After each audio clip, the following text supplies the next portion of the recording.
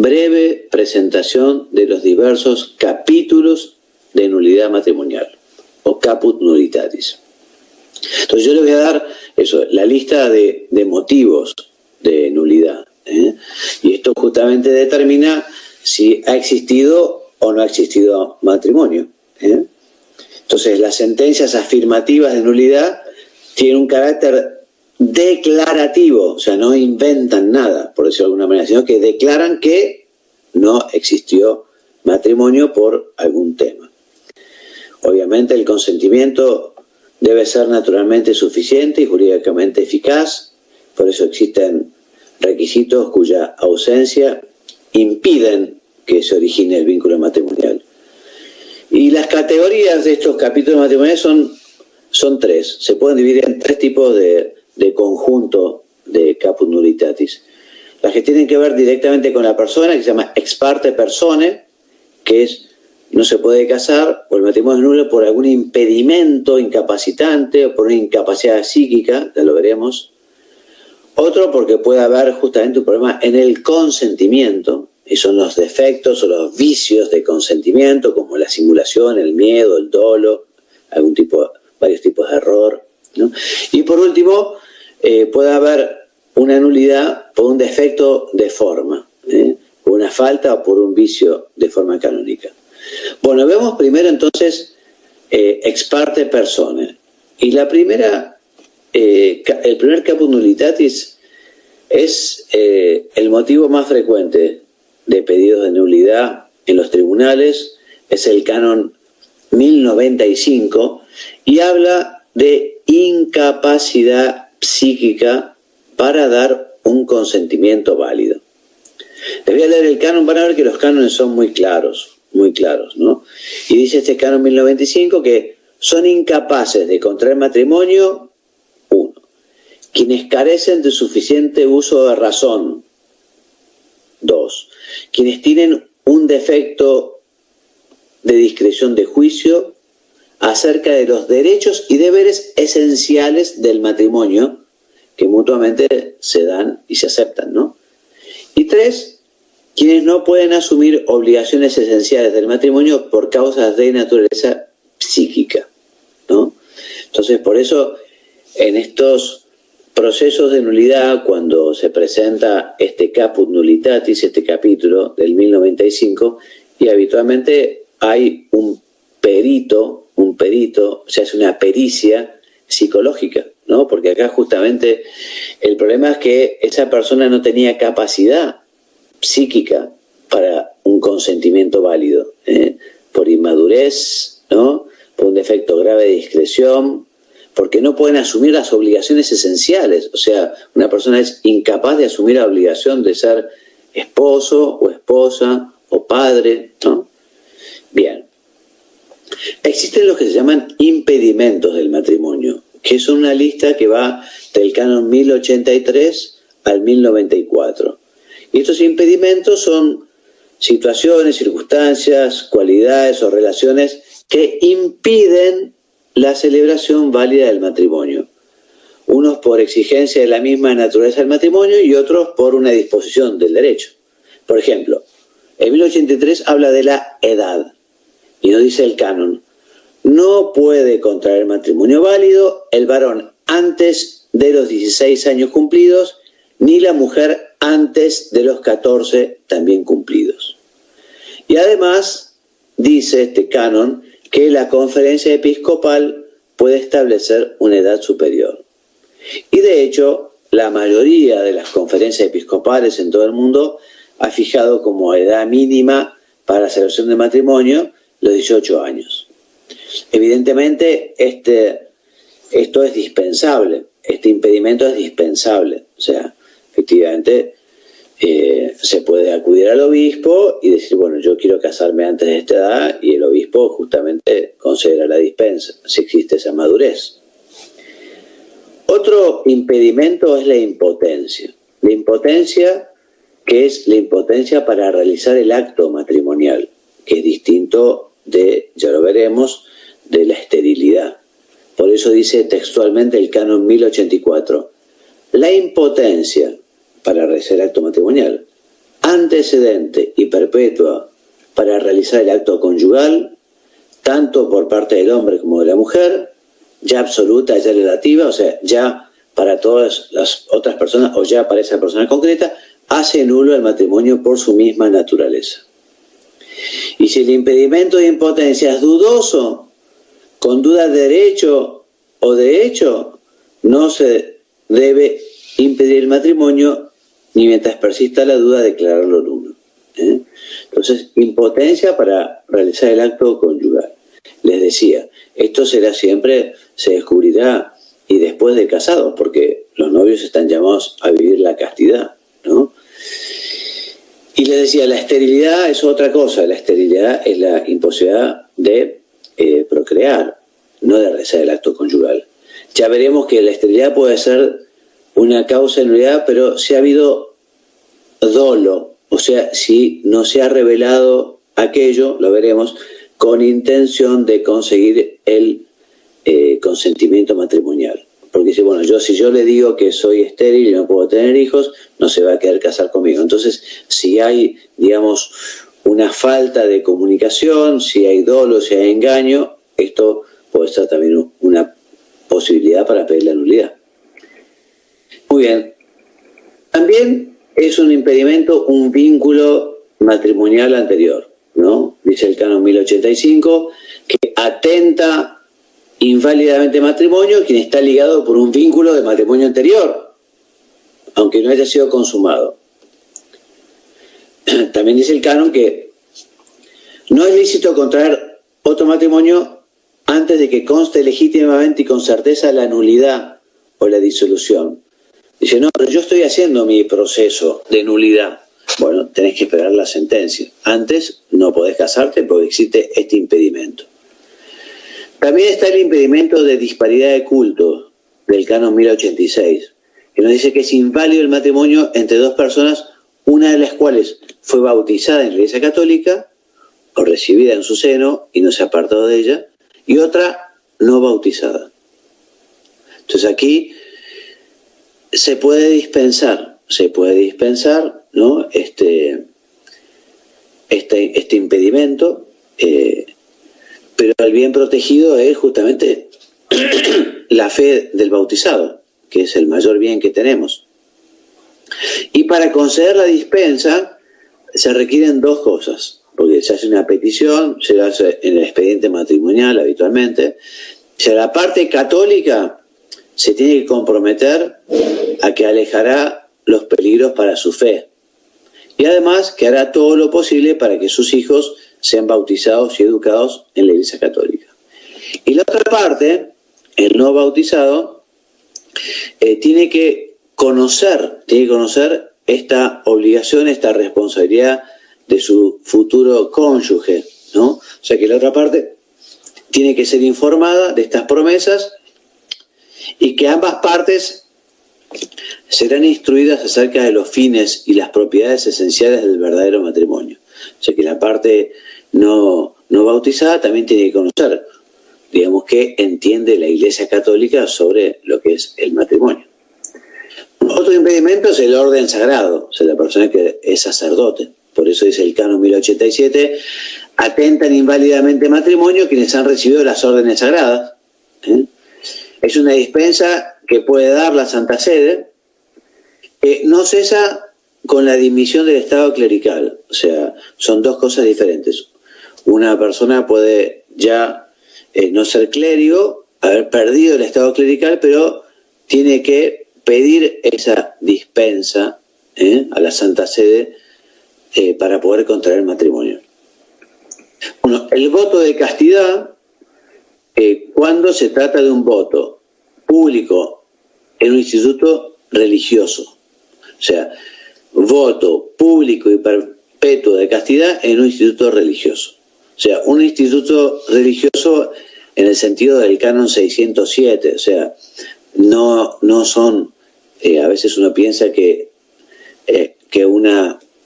un grupo, un movimiento, no, es un instituto religioso, no. El instituto religioso, digamos, tiene una estructura jurídica y tiene, digamos, es algo bien concreto y práctico, ¿no? En el caso de que fuera un instituto religioso de derecho pontificio, lo dispensará este impedimento la Santa Sede. Bueno, también es un impedimento el rapto. El rapto está contemplado en el Canon 1089 y nos dice que no puede haber matrimonio entre un hombre y una mujer raptada, a menos, digamos, que haya sido liberada, ¿no? A menos que haya sido separada del raptor y ya hallándose en un lugar seguro y libre, elija ella voluntariamente el matrimonio, ¿no? Evidentemente, lo que protege este caput nullitatis es la libertad, la libertad. Bueno, también el crimen es un impedimento. Y dice el Canon 1090, quien con el fin de contraer matrimonio con una determinada persona causa la muerte del cónyuge de aquella o del propio cónyuge, atenta inválidamente el matrimonio. También atentan inválidamente el matrimonio entre sí quienes cooperaron mutua y física o moralmente la muerte del cónyuge. Quizás no la mataron directamente, pero bueno, contrataron un sicario. Bueno, es nulo, ¿eh? Tanto el que mató a su propia mujer para casarse con otra, como el que mató el esposo de Nulio. Y lógicamente aquí se protege no solo la dignidad del matrimonio, sino el don de la vida, ¿no? El don de la vida.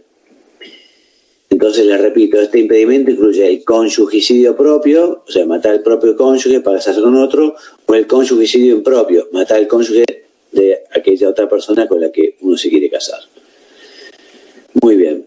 También el parentesco puede ser un impedimento. El parentesco por consanguinidad es cuando se tiene la misma sangre, ¿no? La misma sangre. Entonces, en línea recta, la consanguinidad son abuelos, padres, hijos, nietos. Esa es la línea recta consanguínea. Entonces, cuando existe una línea recta consanguínea, es nulo el matrimonio. O sea, el padre no se puede casar con el hijo, ni el abuelo con el nieto, ¿eh? O sea, entre ascendientes y descendientes, tanto legítimos como naturales. Y en línea colateral, hasta el cuarto grado. O sea, el cuarto grado son los primos, porque esto se hace como el derecho romano. Se sube, por ejemplo, el primer nivel es la persona, padre, abuelo, después el tío y el hijo, que viene a ser mi primo, digamos, ¿no? Evidentemente, en primos es dispensable. Nunca debe permitirse el matrimonio cuando subsiste alguna duda sobre si las partes son consanguíneas en algún grado de línea recta o en segundo grado colateral. Segundo grado colateral es el hermano. Segundo grado, porque subo uno, mi padre, bajo uno, mi hermano. No, segundo grado.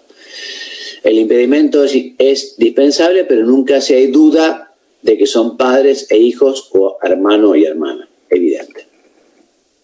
Hay un parentesco por afinidad, ¿no? Que es el parentesco con los parientes de la esposa. Entonces la afinidad en línea recta dirime el matrimonio. O sea, la afinidad se refiere a los parientes consanguíneos del marido o de la mujer. Y en línea recta significa que uno no puede casarse con el hijo de la esposa, perdón, si es la esposa es con la hija de la esposa o con la madre de la esposa, ¿no? O si es varón, uno se puede casar, si uno es mujer, no se puede casar con el hijo del marido o con el padre del marido, ¿no? Y lo mismo pasa cuando, digamos, ha habido una relación que no ha sido, digamos, en un matrimonio, que se llama pública honestidad, ¿no? Que es cuando han vivido en concubinato, en notorio o público. Bueno, rige lo mismo, cuando se ha instaurado así la vida común, dirime el matrimonio en el primer grado de línea recta entre el varón y los consanguíneos de la mujer y viceversa, ¿no? Y lo mismo con el parentesco legal. El parentesco legal es cuando está adoptado, ¿no? Dice el Canon 1094, no puede contraer válidamente matrimonio entre sí quienes están unidos por parentesco legal proveniente de la adopción en línea recta o en segundo grado de línea colateral. O sea, un adoptado no puede casarse con su padre adoptivo, ¿no? O una adoptada con su padre adoptivo o con su abuelo adoptivo, ¿no? Ni tampoco segundo grado de línea colateral, ni tampoco con su hermanastro. Muy bien. Ahora veamos un poco ex parte consensus, que son los capítulos de unidad referidos al consentimiento. Recordemos que el consentimiento hace al matrimonio. Si no hay consentimiento matrimonial, no hay matrimonio. El consentimiento nada ni nadie lo puede suplir. Por eso, si el consentimiento es solo una apariencia, o sea, ha sido forzado, o sea, el resultado de un engaño, o ha sido simulado, y bueno, ese consentimiento no es válido y no va al matrimonio. Entonces, estos defectos o vicios pueden referirse al aspecto intelectual del consentimiento o al aspecto voluntario. Por un lado hablamos del canon 1095, ¿se acuerdan? Que era aquellos problemas, digamos, con incapacidad psíquica, ¿no? Pero también hay otros. Por ejemplo, la ignorancia. Dice el canon 1096. La ignorancia, para que pueda haber consentimiento matrimonial, es necesario que los contrayentes no ignoren, al menos, que el matrimonio es un consorcio permanente entre varón y mujer, ordenado a la procreación de la prole mediante cierta cooperación sexual. O sea, hay que saber qué es el matrimonio, hay que saber. Esta ignorancia, digamos, no se presume después de la pubertad. O sea, en general, después de la pubertad ya una persona sabe lo que es el matrimonio. Pero, efectivamente, si una persona pensaba que, no sé, que el matrimonio era algo que se trataba de, no sé, que no tenía nada que ver con los hijos, ni con ninguna cooperación sexual, y bueno, evidentemente aquello puede declararse nulo. También se puede declarar nulo el error sobre la persona o cualidades. Yo me quiero casar con Rosita, pero resulta que me casé con la gemela, con Margarita, ¿no? Y bueno, son dos personas distintas. Yo estuve siempre de novio con Rosita, no con Margarita. Bueno, esto suele ser bastante extraño, ¿no? Que puede haber un error acerca de la persona. Pero sí puede haber un error acerca de la cualidad. Entonces, si hay un error en la cualidad de la persona, en principio no dirime el matrimonio. A no ser que esa cualidad se haya pretendido directa y principalmente. Por ejemplo, una persona que quería casarse con un militar, y era algo esencial. Yo lo que quería era un militar. Incluso más que fuera Juan, Pedro, Santiago o Tomás, yo buscaba casarme con un militar. Resulta así, efectivamente aquella persona no era militar, bueno, un error porque quería esa cualidad. También es algo bastante poco corriente, pero puede pasar. En cambio, el error doloso del canon 1098 es más frecuente, porque se trata de aquel que llegó al matrimonio engañado por dolo. O sea, el novio o la novia engañó a quien iba a ser su marido o su esposa para obtener el consentimiento, ¿no? Y bueno, ese engaño justamente es una cualidad que por su naturaleza puede perturbar gravemente el consorcio de la vida conyugal. Por ejemplo, les decía, una persona no oculta el hecho de ser estéril. Bueno, o es un narcotraficante, o es un ladrón, y hizo todo un engaño total, y la persona fue absolutamente engañada, no se quería casar con una persona así, ¿no? Pero esto evidentemente después en el proceso habrá que probarlo, ¿no? Habrá que probarlo. Bueno, el error también acerca de la unidad, la indisolubilidad, la dignidad del sacramento del matrimonio, con tal que no determina la voluntad, no vicia el consentimiento, ¿no? Solo vicia el consentimiento cuando ha habido un error en las propiedades esenciales, o sea, unidad, indisolubilidad y la dignidad, ¿no? Cuando ese error determinó el matrimonio. O sea, yo me casé porque creía que el matrimonio justamente era disoluble.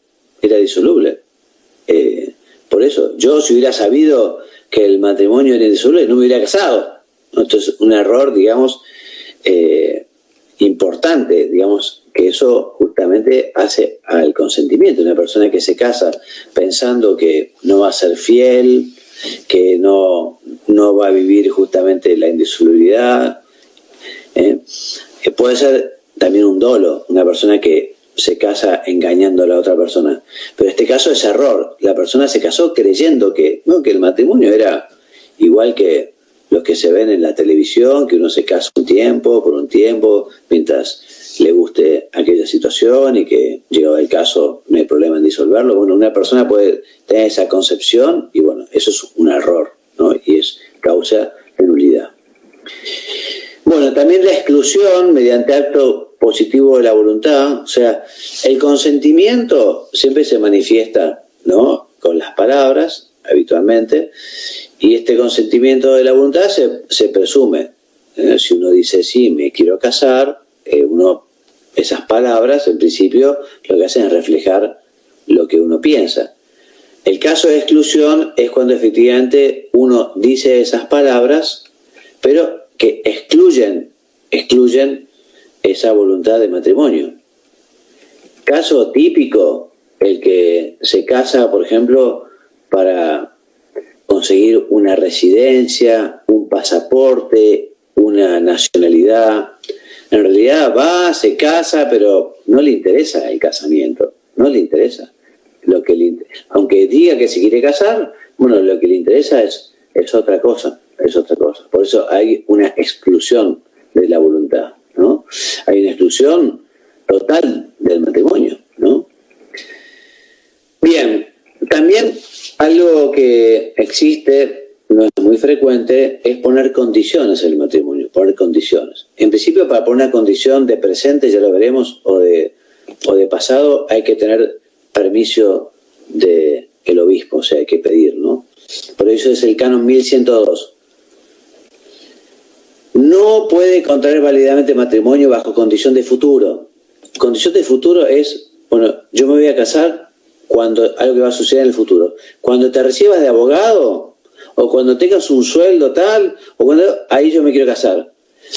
Y esa condición no se puede hacer porque, digamos, el vínculo se va a conformar cuando se resuelva aquella condición. Uno está supeditando su consentimiento a algo que va a suceder en el futuro. Cuando te recibas de abogado, cuando ganes la lotería, cuando pase tal cosa, entonces, digamos, es absolutamente nulo porque no hay consentimiento en ese momento. Te decía que puede haber, con permiso del obispo, una condición de pasado o de presente, ¿no? Por ejemplo, bueno, yo me quiero casar, pero si mi esposa es virgen, ¿no? Y solo si ella es virgen, ¿no? O yo me quiero casar o pongo alguna condición. Bueno, si yo quiero poner una condición, tengo que pedírsela al obispo, ¿no? Es algo que no suele ser muy frecuente tampoco esto, ¿no? Bien. Violencia o miedo grave. Esto puede ser un poco más frecuencia, ¿no? Una joven que queda embarazada, por ejemplo, su padre le dice, bueno, o vos te casás, mi hija, o si no, te echo de mi casa y además, no. Como dice el canon 1103, es inválido el matrimonio contraído por violencia o por miedo grave proveniente de una causa externa. Incluso el no inferido con miras al matrimonio, para librarse del cual alguien se vea obligado a casarse.